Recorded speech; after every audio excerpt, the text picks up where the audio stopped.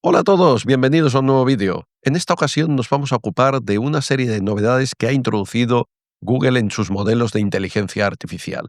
Las novedades de Google normalmente no dejan indiferente, pero en esta ocasión esas adiciones creo que pueden ser especialmente interesantes para los juristas. Por eso me he decidido a hacer este vídeo. Quédate porque realmente te va a interesar.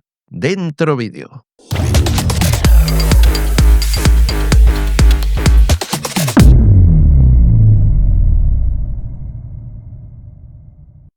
Soy Jorge Carrera, he sido magistrado y consultor internacional por casi 40 años. Ahora soy abogado, youtuber y especialista en tecnología. Y hoy me he propuesto que aprendas algo nuevo. Vamos con Gemini. Gemini, vosotros conocéis una herramienta que yo sé que la usáis muchísimo, lo he visto en mensajes que me habéis mandado en correos, en la hora de Derecho con Carreras, he hablado muchísimo de ella, que es Deep Research. Deep Research con 2.5 Pro en Gemini. Es una herramienta, como sabéis, súper potente para hacer planteamiento, estudios de caso, estudios de probabilidad de éxito, etc. Pues bien, ahora Google nos ofrece algunos elementos más con esta herramienta que merece la pena analizar y detenerse en ellos porque se les puede sacar bastante partido. Vamos pues al ordenador y fijaros, estoy ya en el interfaz de Gemini y voy a herramientas, voy a Deep Research y fijaros que ahora aquí abajo me aparece fuentes y aquí files, archivos.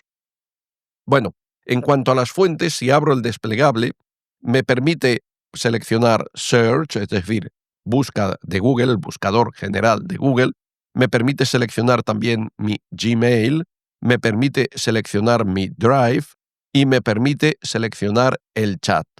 Bueno, ¿qué significa esto?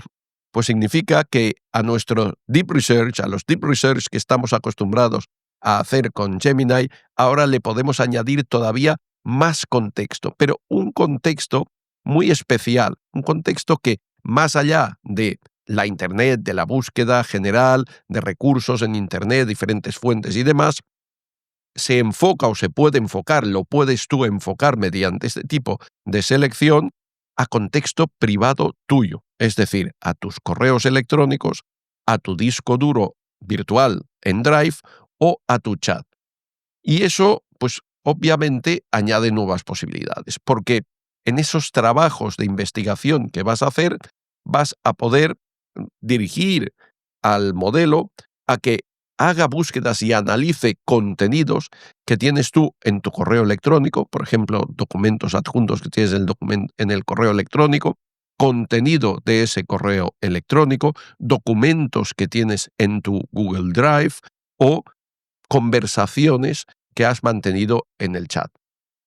Eso sí, siempre con unas ciertas limitaciones en materia de privacidad que, bueno, de entrada tienen su lógica, aunque realmente no estaría de más que Google si fuera un poquito más flexible en este punto y ahora os explicaré el porqué. Fijaros, yo para probar esta nueva funcionalidad lo que hice fue hacer un Deep Research fijando como única fuente mi Gmail y le pedí realizar una búsqueda en el espacio de trabajo para identificar los hitos de correo electrónico con mayor interacción y determinar quiénes son los interlocutores principales. Por ejemplo, pues unos nombres que aparecen aquí y que por razones de privacidad obviamente no voy a mostrar. Entonces, bueno, sí, me hizo más o menos un resumen de por dónde va la comunicación con cada una de estas personas con las que mayormente o desde un punto de vista estadístico fundamentalmente en los últimos tiempos he ido comunicando, pero no mucho más. Traté de ir un poquito más allá y decir, bueno, plan un poquito, si me permitís la expresión, chafardeo. Bueno, vamos a ver, hace 10 años con qué personas fundamentalmente comunicaba y cuál era el perfil de esas personas, qué hablaban de sí mismas o qué pensamiento tenían o qué cosas hablaban en relación con ellas, con sus personas y demás, ¿no? Temas que evidentemente tocan de lleno aspectos de privacidad. Y ahí el sistema me dijo que eso no lo podía hacer por razones precisamente de protección de la privacidad. Por tanto, quiero decir con ello que cuando vosotros vayáis a Deep Research y queráis que use como fuentes, pues, información, contenidos que están en vuestro Gmail, evidentemente el sistema va a poder usarlos. y va a usarlos. Pero si realmente le pedís aspectos que son personales o que tienen que ver con cuestiones de tipo más personal que habéis tratado en esos correos electrónicos, probablemente saldrá o se disparará, por así decirlo, la protección o las medidas que tiene puestas Google en el algoritmo para asegurar la protección o la tutela de la privacidad y os va a decir que no puede llegar hasta ahí o que eso no lo puede realizar. Pero aún así, yo creo que el sistema está bien, es decir, aporta porque, de hecho, el que muchas veces pues algunos documentos que son importantes para el trabajo que en este momento vais a realizar, son documentos de tipo puramente técnico, informativo, etcétera, que están ahí como adjuntos, se han quedado en vuestro correo y que Deep Research los pueda identificar y pueda trabajar con ellos como fuentes, pues puede reportaros en vuestro trabajo del día a día como juristas una utilidad importante. Ahora bien, yo creo que la mayor utilidad aquí la vais a utilizar precisamente cuando uséis Drive, cuando uséis los contenidos de Drive. Porque ahí sí que normalmente, bueno, ahí lo que guardáis, para empezar, son documentos. Normalmente no copiáis y pegáis conversaciones, aunque alguna vez se pueda hacer por algún motivo contenidas en el correo electrónico. En Drive lo que tenéis es un repositorio de documentación técnica.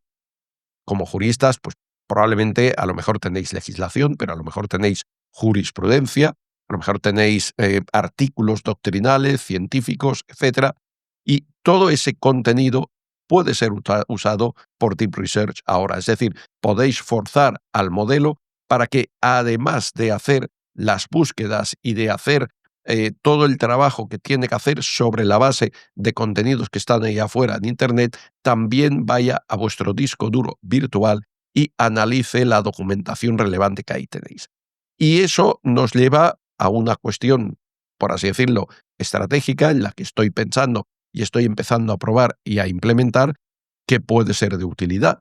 Por ejemplo, podéis crear directorios en Drive sobre jurisprudencia, sentencias que tengáis, que os hayáis bajado de vuestra base de datos o de la base de datos del CENDOG y que, bueno, pues son sobre temas sobre los que normalmente trabajáis o un tema nuevo que vais a trabajar y habéis ya realizado una primera prospección a nivel jurisprudencial, habéis obtenido contenido, documentación, lo tenéis ahí bien ordenado en Drive, pues entonces va a ser tan fácil como en el Deep Research decirle, oye, que además de realizar todo lo que tienes que realizar, o mejor dicho, para realizar todo aquello que le pedís al modelo, pues que tenga en cuenta los contenidos relacionados que tenéis en Drive. Podéis incluso ayudarle un poco más y decirle, oye, mira, que los tengo en tal directorio o bajo tal directorio de Google Drive. Pero en principio, si le seleccionáis cualquiera de estos puntos, es decir, Gmail, Drive o incluso Chat, él ya por defecto, aunque no se lo pidáis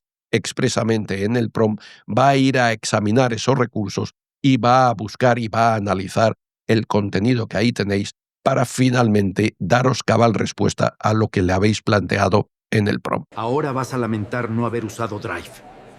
¿Y qué? Pregunta a Gemini. Parece, bueno, una pequeña aportación, pero realmente no lo es tanto. Esto puede ser muy útil para darle contexto fuerte, robusto a los prompts que generáis, sobre todo si sois ordenados o procuráis mantener una disposición ordenada en los diferentes contenidos en Drive, o lo usáis, porque realmente Drive es un recurso muy bueno de Google como disco duro virtual, y si realmente ahí tenéis todos esos contenidos que os interesan, con los que ya habéis ido trabajando, bueno, pues la IA va a utilizarlos, va a nutrirse de toda la información que está ahí y, bueno, os va a dar un resultado probablemente incluso mejor que si solo busca genéricamente en Internet. Igual sucede con el chat. Yo realmente Google Chat es un recurso que ahora mismo no uso, probablemente muchos no usamos porque estamos acostumbrados, ya muy acostumbrados a WhatsApp y a esos chats rápidos y fáciles, pero bueno, aquellos que lo uséis, que tengáis chats técnicos con otros compañeros o compañeras en los que habéis discutido un tema o demás y que realmente, bueno, pues os parezca que ese contenido puede ser relevante a la hora de Deep Research poder dar respuesta o realizar el análisis que le habéis pedido, pues ahí lo tenéis y lo podéis usar sin el menor problema. ¿Qué hay de la conexión del chat? ¡Qué tontería! Claro, si solo hablas de fútbol ahí.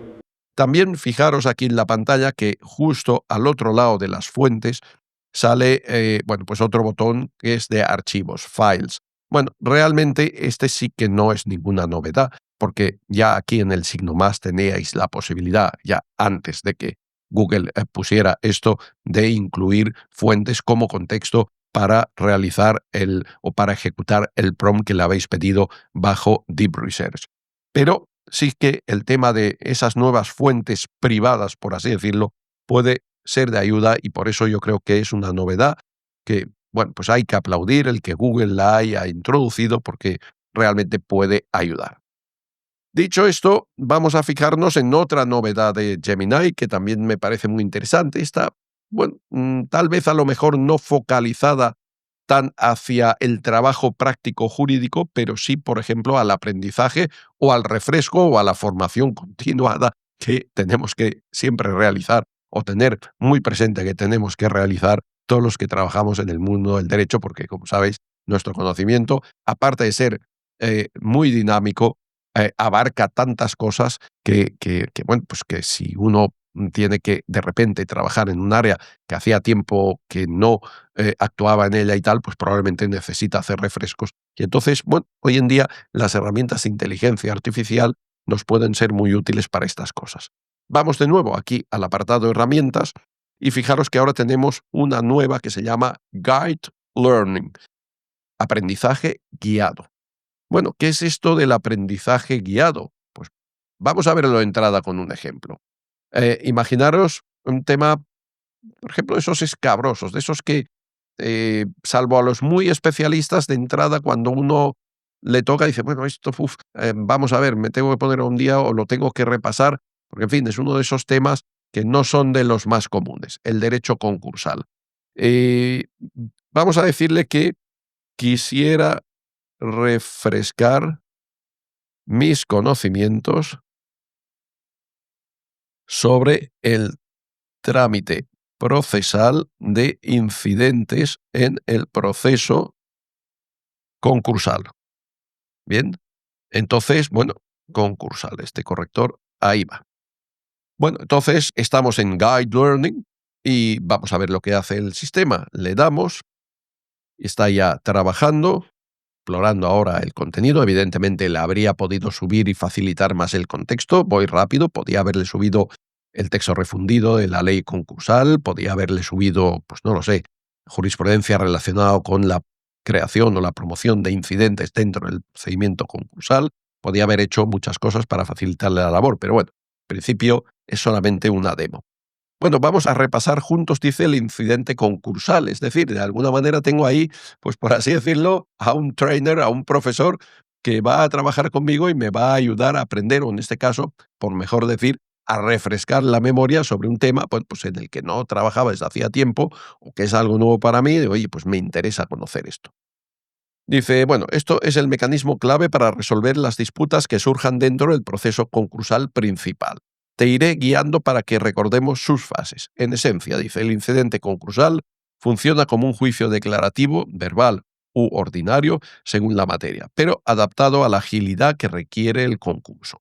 Se regula el texto refundido de la ley concursal y supletoriamente por la ley de enjuiciamiento civil. Todo lo que no sea una simple resolución administrativa del juez o de la administración y requiera una decisión contradictoria, es decir, que haya partes enfrentadas, debe ir por esta vía. Para organizar este repaso, ¿por dónde prefieres que empecemos? Es decir, me va a fijar una hoja de ruta para el repaso y a partir de ahí me va a ir guiando. Bueno, pues le vamos a decir que por el 1, por el inicio. Vamos a empezar casi de cero, ¿no? Entonces le decimos que por el 1. Muy bien. Vamos allá. Entonces, él de nuevo ahora está trabajando y está preparando esta, digamos, lección preliminar. Perfecto, dice, empezamos por el principio. ¿Cuándo se usa y cómo se inicia? Dice, el incidente concursal es el cajón desastre para casi cualquier disputa con contradicción, es decir, con partes enfrentadas dentro de un concurso. La ley nos dice qué materiales obligatoriamente, o qué materias, perdón, obligatoriamente se tramitan por esta vía. Algunas de las más importantes son, y luego nos explica al inicio cómo empieza la demanda incidental. Y dice, aquí viene la primera decisión. ¿Qué crees que pasa si la demanda se admite a trámite? ¿cuál es el siguiente paso lógico para la otra parte? Bueno, fijaros que me va explicando poquito a poco y luego me va diciendo, bueno, ¿y ahora qué piensas que puede venir? Pues supongo que tiene que contestar a esa demanda incidental. Y vamos a ver. Seguimos trabajando. A ver si he acertado o voy desencaminado. Exacto, me dice. Ese es el siguiente paso fundamental. Una vez que el juez admite la demanda, se da traslado, se le entrega una copia a las demás partes interesadas. A esto se llama emplazamiento. Estas partes tienen un plazo de 10 días y nos dicen su contestación lo que debe incluir, aceptar, oponerse, etc. Ahora que tenemos ya la demanda y la contestación sobre la mesa, el procedimiento se bifurca. ¿Qué crees que pasa si las partes están de acuerdo en los hechos y la discusión es puramente legal? ¿O si nadie contesta? ¿Haría falta celebrar un juicio? Pues digo, oye, yo creo que tal vez no. Vamos a ver si hemos acertado. De nuevo, el profesor ahora ya prepara el siguiente paso y, tienes toda la razón. Si no hay contestación o si las partes están de acuerdo en los hechos y la pelea es solo sobre cómo se aplica la ley, una quaestio iuris, el juez no necesita practicar pruebas. En ese caso, el juez puede saltarse el juicio y dictar sentencia directamente. Y ahora, dice, ¿y la tramitación? Y si no están de acuerdo, entonces, ¿cómo se tramita esto? Y dice, en caso que hay hechos contradictorios, ¿cuál es el paso lógico que debe dar el juez para poder decidir quién tiene la razón? Pues, vamos a decir, recibir el proceso a prueba o, por mejor decir, pues creo que el trámite es el verbal, celebrar juicio donde se verán las pruebas. Vamos allá y vamos a ver qué es lo que ahora nuestro profesor, nuestro querido doctor Gemini, nos dice al respecto. Justo eso, has dado en el clavo. Bueno, no me voy a alargar más porque esto realmente es un entretenimiento también. Podemos pasar horas aquí, pero es una forma de aprender, de refrescar, ya sea para estudiantes de derecho, pero también, ¿por qué no?, para nosotros profesionales que estamos ya en la práctica del derecho, algunos desde hace muchos años, pero eso no significa que no tengamos que estar refrescando nuestros conocimientos, por una parte, de manera continua, segundo, aprendiendo cosas nuevas, porque nuestra materia, como ya sabemos, es eminentemente dinámica.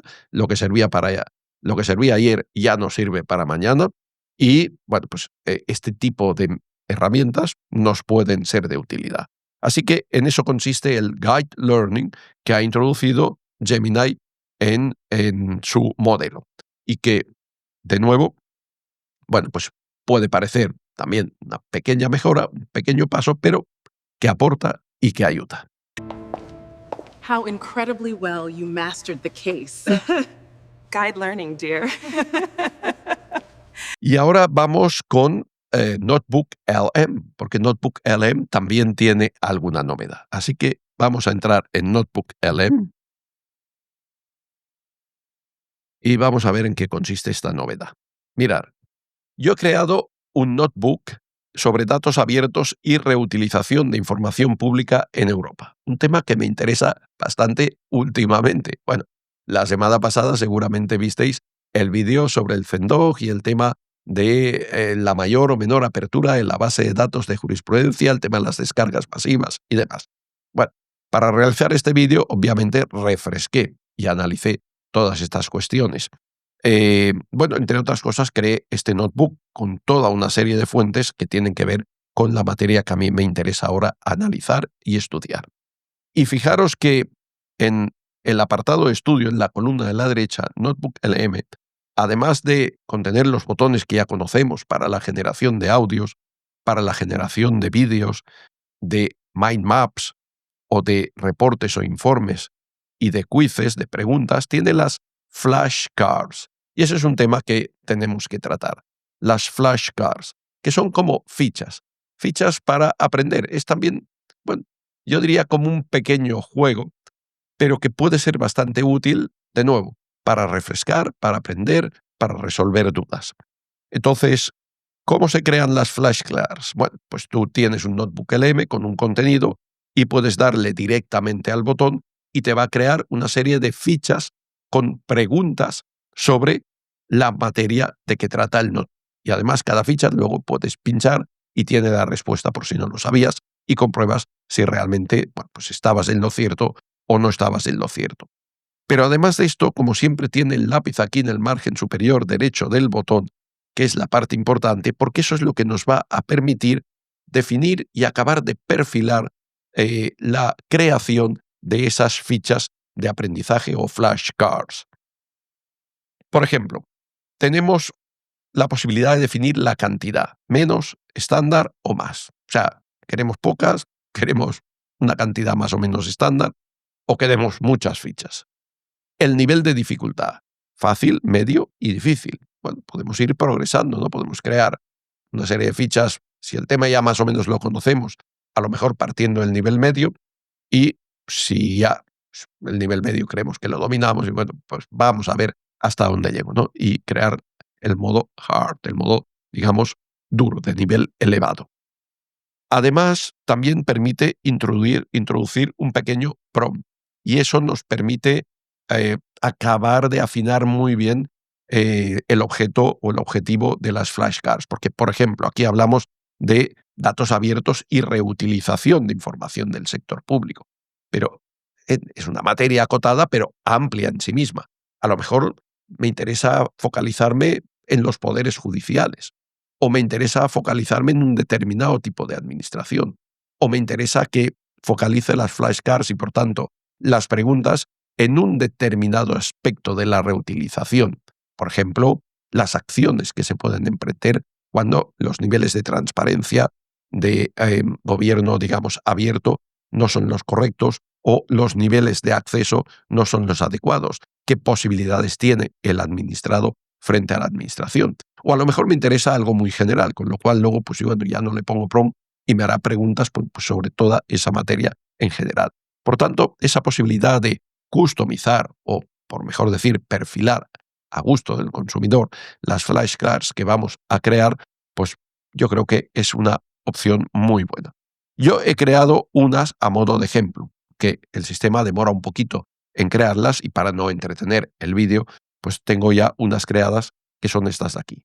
Fichas transparencia. Entonces le vamos a dar, aquí aparecen las fichas, le damos aquí para ampliar y empezamos a trabajar con las flashcards. Fijaros, me va haciendo preguntas. ¿Cuál es el objetivo principal de la Directiva de la Unión Europea 2019-1024? Hombre, yo ya me la sé, pero vamos a imaginar, pues no lo sé ahora mismo. Bueno, pues puedes ver la respuesta.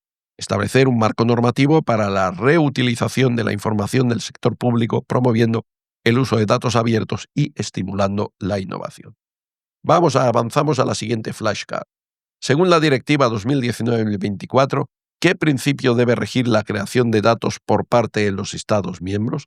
¿Qué principio debe regir la creación de datos por parte de los Estados miembros? Bueno, vamos a ver la respuesta. El principio de abierto desde el diseño y por defecto. Importante, que algunos no lo hacen, y son bastantes. Pero bueno, vamos a ver si sirve esto también para que nuestras administraciones y nuestros poderes judiciales sean capaces de avanzar un poquito más en esto. Siguiente flashcard. La Directiva UE 2019-1024 es una refundición que modifica sustancialmente la directiva. ¿Qué directiva? Pues la 2003-98. Avanzamos. ¿Qué es la reutilización según la Directiva de Datos Abiertos? ¿Cómo define la Directiva la reutilización?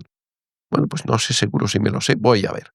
Me dice que la reutilización es el uso de documentos del sector público por personas físicas o jurídicas con fines comerciales o no comerciales distintos del propósito inicial de la misión de servicio público.